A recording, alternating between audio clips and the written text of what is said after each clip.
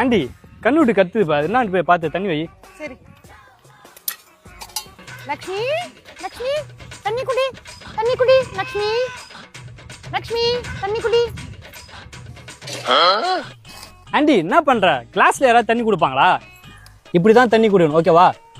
பா பா பா பா பா பா. ஆண்டி கெஸ்ட் வந்துக்கிறான் பாரு, என்ன கவனி வா.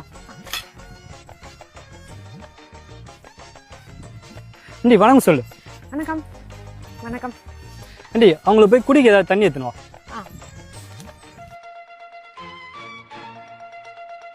நாங்க தண்ணி குடிங்க.